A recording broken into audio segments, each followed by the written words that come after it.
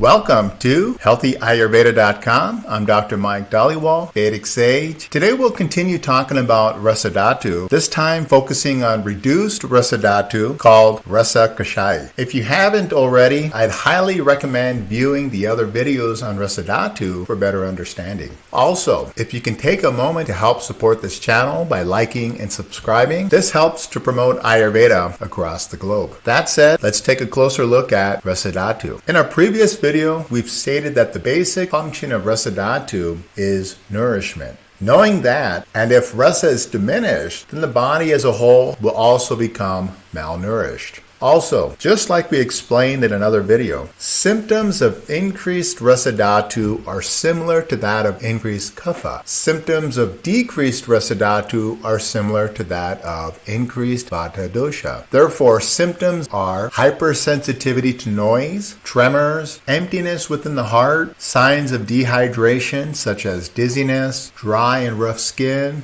weight loss, fatigue, etc. Causes of reduced Rasa Dhatu include strenuous exercise, not eating properly, worry, exposure to direct sunlight and wind, emotions such as fright and anger, staying up late at night, and loss of bodily fluids. Ayurveda teaches us that it's important to first remove the cause of any illness, for example, by using diet and lifestyle considerations. Therefore, management will be centered around removing factors which will increase Vata dosha, which would further reduce Rasa Dhatu. Such therapeutic factors include adequate hydration with fluids such as apple juice, coconut water, mango juice, etc. Vata pacifying food which is nourishing such as mung dal with ghee, avocado, vegetable soup, etc. Lifestyle considerations really is centered around rest and relaxation. After all, overexertion is the very cause of reduced Rasa Dhatu. Certain herbs one may want to consider include shatavari, bala, vidari milk,